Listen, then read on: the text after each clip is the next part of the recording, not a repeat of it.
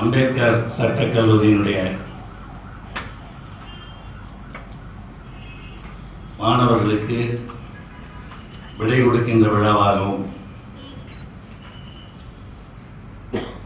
Doctor Ambedkar அவர்களுடைய 122வது பிறந்த நாளை கொண்டாடுகின்ற வகையிலும் மிக சிறப்பாக ஏற்பாடு செய்யப்பட்டிருக்கிற இந்த நிகழ்ச்சியில் விருந்தினராக கலந்து கொண்டு உரையாற்றுகின்ற நல்ல வாய்ப்பை வழங்கியிருக்கின்ற அன்பிற்குரிய இந்த கல்லூரியினுடைய முதல்வர் ராமமூர்த்தி அவர்களே, வரவேற்புரையாற்றி அமர்ந்திருக்கின்ற துணை முதல்வர் பேராசிரியர் ஜோதி அவர்களே,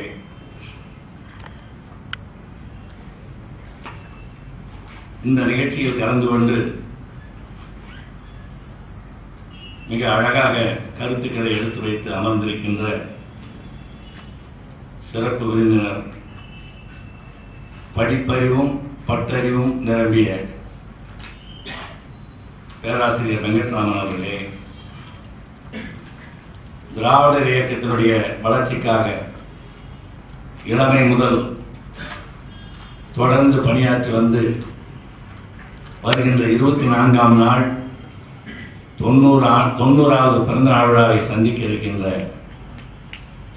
பெரியவர் மாமன்னர் அவர்களே,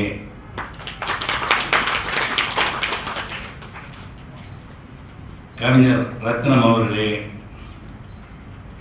கவிஞர் அமுதவன் அவர்களே, கவிஞர் சுவாமி ராமானுசம் அவர்களே, திருவள்ளூர் மன்றத்தினுடைய தலைவர் ஈசு இளங்கோவன் அவர்களே,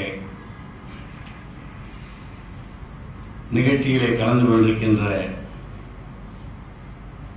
விருந்தினர்களே, பெரியோர்களே, இருபால் மாணவர்களே, உங்கள் அனைவருக்கும் என்னுடைய அன்பான வணக்கத்தை முதலில் தெரிவித்துக் கொள்கின்றேன். அம்பேத்கருடைய பிறந்த நாளையும் உங்களுக்கு விடை தருகின்ற நாளையும் ஒரே நாளில் வைத்திருக்கிறார்கள். கல்லூரியினுடைய பெயர் அம்பேத்கர் சட்டக் கல்லூரி. அவர் அம்பேத்கர் பெயரில் இந்த சட்டக் கல்லூரி ஏன் வந்தது என்று நீங்கள் பார்ப்பீர்களானால் அது மிகப்பெரிய வரலாறு. அம்பேத்கர் மிகப்பெரிய வழக்கறிஞர் மட்டுமல்ல, மிகச்சிறந்த கல்வியாளர். இன்னும் சொல்ல போனால் தலைவர்கள் என்று எண்ணப்படுகின்றவர்களில் அதிகமான பட்டங்களை பெற்றவரும், எல்லா துறைகளிலும் நாம் எண்ணி பார்க்க முடியாத அளவுக்கு ஆற்றலும் சிந்தனையும் மிக்கவருமாக இருந்தவர் அம்பேத்கர். அந்த அளவுக்கு படித்தவர்கள் யாரும் கிடையாது. உலகத்தில் அதிகமாக பயின்றவர் என்று கூட அவரை சொல்லலாம். ஆண் ரவிந்து அடங்கிய கொள்கை சான்றோன் என்று அவரை சொல்லலாம். தாழ்த்தப்பட்டு கிடந்த மக்களை மேலே கொண்டு வருவதில், அவர்களுக்கான உரிமைகளை மீட்டு தருவதில், அவர்கள் மீது தொடுக்கப்பட்டிருக்கின்ற கொடுமைகளை ஒடுக்கியாக வேண்டும், அவைகளை அடக்கி ஆளுகின்ற மனப்பான்மையை அந்த மக்கள் பெற வேண்டும். ஒடுக்கப்பட்டவர்கள், பிற்படுத்தப்பட்டவர்கள், தாழ்த்தப்பட்டவர்கள் பொட்டுப்பூச்சிகளாக புன்மை தேரைகளாக இருக்கின்ற அந்த நிலையை மாற்றி அவர்கள் வீறு கொண்டு எழுகின்றவர்களாக இந்த சமுதாய அரங்கில் தங்களுடைய தகுதிகளை நிலைநாட்டக்கூடிய அளவுக்கு அவர்களுக்கு உரிய அந்த உரிமைகளை பெற்றுத் தருகின்ற ஆர்வத்தோடு, அந்த ஆர்வம் கொஞ்சமும் குறையாமல் வாழ்நாள் முடிகிற வரையில் அதற்காக போராடிய ஒரு போராளிதான் அம்பேத்கர் அவர்கள். இந்த நாட்டிற்கான அரசியல் சட்டத்தை இயற்றிய பெருமை அவருக்கு உண்டு. அரசியல் நிர்ணய சபையில் இந்திய அரசியல் சட்டம் போன்ற ஒரு பெரிய சட்டத்தை உருவாக்கினார் என்று சொன்னால், இன்றைக்கு 121 கோடி, அன்றைக்கே 40 கோடி, கிட்டத்தட்ட 30 கோடி முகமுடையாள், உயிர் மொயம்புற ஒன்றுடையாள், செப்பு மொழி 18 உடையாள், இங்கே சிந்தனை ஒன்றுடையாள் என்று பாரதியார் பாடுவார். பாரதியார் இருந்தபோது இந்த சட்டம் இயற்றப்படுகின்ற போது கூட உலகத்தில் அதிகமான மக்களை கொண்ட நாடுகளில் முதன்மையாக இருக்கின்ற நாடுகளில் ஒன்றாக இந்தியா இருந்திருக்கிறது. இவ்வளவு பெரிய சட்டம் உலகத்தில் எந்த நாட்டுக்கும் கிடையாது. இத்தனை ஆர்டிகல்ஸ் வேற எந்த சட்டத்திலும் கிடையாது.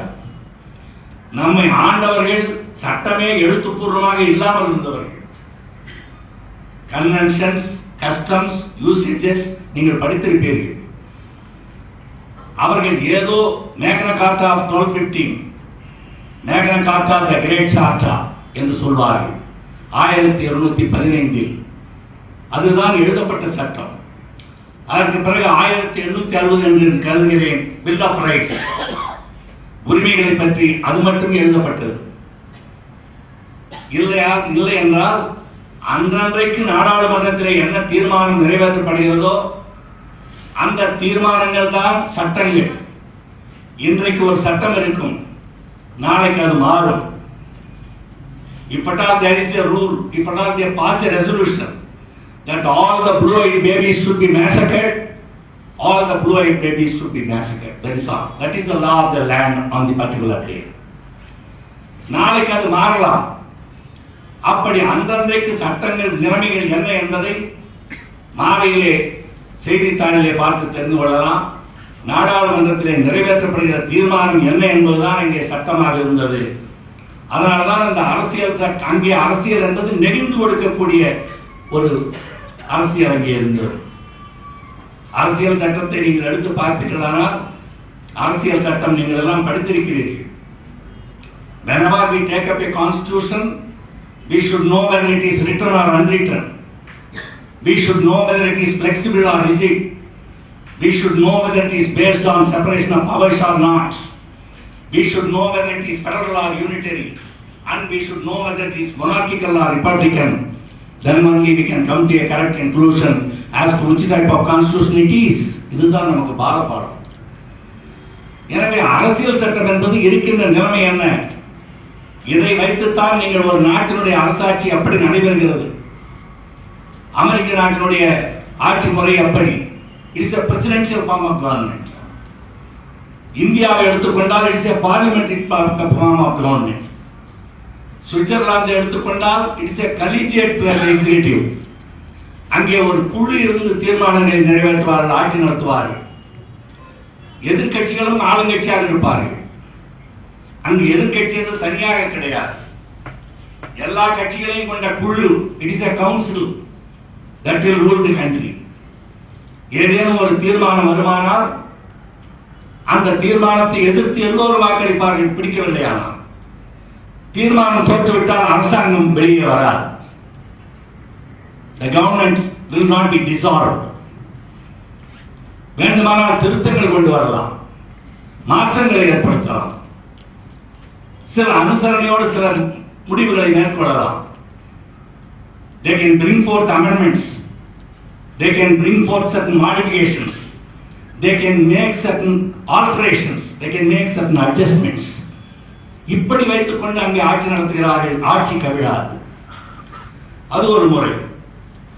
இப்படி ஒரு நாட்டினுடைய ஆட்சி முறை எப்படி இருக்கிறது என்பதை ஒவ்வொரு நாட்டுக்கும் ஒவ்வொரு முறை இருக்கிறது. பிரான்சிலே இருந்த அரசாங்கம் ஒரு காலத்திலே ஒரு நாளைக்கே ஒரு பிரதமர் இருக்க மாட்டார். நாம் கேள்விப்பட்டவரை 24 மணி நேரம் கூட ஒரு பிரதமர் இல்லாத நிலை அங்கே ஏற்பட்டிருக்கிறது. இப்பொழுது என்ன நேரம் என்று ஒரு பிரதமரை பார்த்து ஒரு உறுப்பினர் கேட்டார். அவர் அன்றைக்கு கடிகாரத்தை கட்டிக் கொண்டிருக்கவில்லை. அங்கே ஓடுகின்ற கடிகாரம் ஓடாமல் நின்று விட்டது. அந்த கடிகாரம் ஓடவில்லை, கையிலும் கடிகாரம் இல்லை, என்னால் சரியான நேரத்தில் சொல்ல முடியவில்லை என்று சொன்னார். உடனே ஒரு உறுப்பினர் சொன்னார், a person who does not know the time, can he continue in office? என்று சொன்னார். அவர் ரிசைன் பண்ணிட்டு போயிட்டார். அப்படி நிலையில்லாத பிரதமர்கள், பிரதமராக இருந்தால் யாருமே ஐயோ எனக்கு வேண்டாம் என்று ஒதுங்கி போகின்ற அளவுக்கு பிரான்சிலே ஒரு நிலையற்ற ஆட்சி இருந்தது என்பதெல்லாம் அரசியல் சட்டத்திலே படிக்கிறோம். இப்படி நாட்டுக்கு நாடு, ஒவ்வொரு இடத்திற்கு இடம், வேறுபட்ட சட்டங்கள், வேறுபட்ட அரசியல் நிலைகள், இவைகளையெல்லாம் முழுக்க கற்றுணர்ந்து இந்த இந்திய திருநாடு என்பது பல மொழிகளை பேசுகின்ற நாடு, பல தேசிய இனங்களை கொண்ட நாடு, பல்வேறு வகையான கலாச்சாரங்கள் பண்பாடுகள் நிறைந்த நாடு.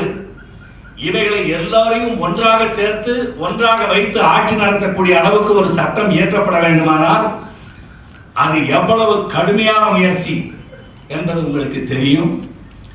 எப்படி இருந்தாலும் சட்டம் கழுதி போல முன்னால் போனால் கடிக்கும், பின்னால் வந்தால் உதைக்கும் என்பதை போல சட்டம் தன்னை எப்படி வேண்டுமானாலும் மாற்றிக்கொள்கிற சூழ்நிலையில் இந்திய திருநாடு 1947 விடுதலை அடைந்தது என்று சொன்னால் இத்தனை ஆண்டு காலமும் ஒரு ஜனநாயக நாடாக இது நிலைநிறுத்தப்பட்டிருக்கிறது என்று சொன்னால் அந்த பெருமை நம்முடைய அம்பேத்கர் அவர்களை சாரும். இவ்வளவு பிரிவுகளை எழுதி இவ்வளவு பிரச்சனைகளை சொல்லி இந்த நாட்டை ஒற்றுமையாக வைத்திருப்பதற்கு அந்த அரசியல் சட்டம் பயன்படுத்தப்பட்டது என்று சொன்னால் அதுதான் அவருக்குள்ள சிறப்பு. எவ்வளவு தொலைநோக்கு பார்வையோடு அவர் சிந்தித்திருக்க வேண்டும். அவ்வளவு பெரிய சட்ட மேதையாக ஒரு தாழ்த்தப்பட்ட பகுதியை சேர்ந்தவர், படிப்பு வாசனையே கூடாது என்று ஒதுக்கப்பட்ட பிரிவை சேர்ந்தவர், இன்னும் சொல்ல போனால் பள்ளியிலே படிக்க போனால் மாடு மேய்ப்பதற்கு யார் இருக்கிறார்கள், நீங்கள் எல்லாம் மாடு மேய்ப்பதற்காகவே இருப்பவர்கள் என்று சொல்லப்பட்ட அந்த பிரிவிலே இருந்து வந்து இவ்வளவு பெரிய சட்டத்தை ஏற்றி காந்தியாரே சொன்னார், இவர்தான் சட்டத்துறையிலே இருந்து இந்த அரசியல் சட்டத்தை இயற்ற வேண்டும் என்று காந்தியும் நேருவும் ஒரு மனதோடு இந்திய தலைவர்கள் எல்லோரும் சொன்னார்கள் என்று சொன்னால் அந்த அளவுக்கு அறிவாற்றல் நுண்மான் முனைபலத்தோடு பிரச்சனைகளை அணுகின்ற தன்மை அவருக்கு இருந்தது என்பது மிக மிக வியப்புக்குரியது. அப்படிப்பட்ட தலைவருடைய பெயரால் தான் இந்த கல்லூரி அமைந்திருக்கிறது. அவர் தன் மீது இருந்த அந்த பழியை துடைக்கின்ற வேலையில் அரசியல் சட்டத்தை ஏற்றினார் என்றாலும் கூட தாழ்த்தப்பட்டவன் அவனை தொட்டால் தீட்டு என்று சொல்கிறார்களே, தீட்டுக்கு என்ன வடிவம்? என்னை தொட்டால் தீட்டு என்கிறார்கள். அது எங்கே இருக்கிறது தீட்டு? அதை காட்டுங்கள் எனக்கு என்று கடைசி வரையிலே போராடினார். இல்லாத ஒன்றை இருப்பதாக சொல்லி ஒரு மாயையை உண்டாக்கி மக்கள் மனதிலே ஒரு கேவலமான சிந்தனையை உண்டாக்கி இருக்கிறார்களே, இந்த இழிவில் இருந்து பழியிலிருந்து நாம் விடுபடுவது எப்போது? தீட்டு என்பதற்கு ஏதாவது ஒரு வடிவம் இருக்க வேண்டாமா? என் சட்டத்திலே வேறு ஏதேனும் மாற்றம் இருக்கிறதா? இல்லை என் உடல் அமைப்பிலே ஏதேனும் தனியான மாற்றம் தெரிகிறதா? எதற்காக என்னை இப்படி கேவலப்படுத்துகிறார்கள்? என்னை சார்ந்தவர்களை கேவலப்படுத்துகிறார்கள்? ஒரு பகுதியிலே குடியிருக்கிற காரணத்தால் அவர்களை அப்படி சொல்வார்களானால் இது என்ன நியாயம்? சமுதாயத்தில் இப்படிப்பட்ட ஒரு நிலை இருக்கலாமா என்று மக்களுடைய உரிமைகளுக்காக வாழ்வுரிமைகளுக்காக போராடிய பெருமை நம்முடைய அம்பேத்கருக்கு உண்டு. எனவே நமக்கு வழக்கறிஞர்களாக வந்திருக்கின்ற உங்களுக்கு போராடுகின்ற மனப்பான்மை நமக்கு இருக்க வேண்டும். மற்றவர்களுடைய உரிமைகளை எடுத்து நிறுவுகின்ற அந்த ஆற்றல் நமக்கு இருக்க வேண்டும். நாம் எதை கண்டும் அஞ்சக்கூடியவர்கள் அல்ல. We can walk with our head aloft. தலை நிமிர்ந்து சென்று போராடுகின்ற ஆற்றல் வழக்கறிஞர்களுக்கு உண்டு. பிரதமரே வெற்றியிலே ஏறினார், அவரை பார்த்தே மிஸ்டர் மன்மோகன் சிங் என்று சொல்லக்கூடிய தகுதி நம்முடைய வழக்கறிஞர்களுக்கு தான் தவிர வேறு யாருக்கும் கிடையாது. எல்லா உரிமைகளும் நமக்கு உண்டு. ஒரு சாதாரண மனிதன் மலையிலே உழல்கின்றவன், கூலி வேலை செய்பவன், களை எடுப்பவன், நிலத்திலே உழல்பவன், உழுபவன், அவனும் வருவான் வெற்றிக்கு. ஐஏஎஸ் அதிகாரி மிகப்பெரிய அதிகாரம் அளித்தவர், இந்த நாட்டின் நிர்வாகத்தை நடத்தக்கூடிய திறமை மிக்கவர். அவர் எல்லோரையும் ஆட்டுவிப்பார். ஆட்டுவித்தால் அவர் ஆடாதாரே என்று சொல்வார்கள்.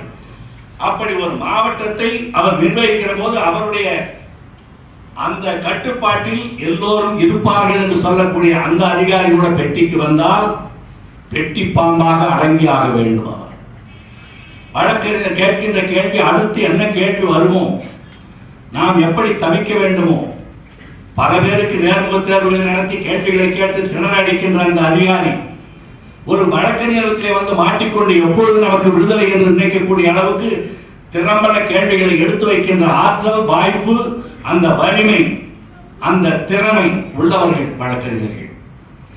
எனவே பல பேர் வழக்கறிஞர்கள் என்றால் ஏதோ எல்லாம் தான் வழக்கறிஞர்கள் நிறைய பேர் இருக்கிறார்கள்.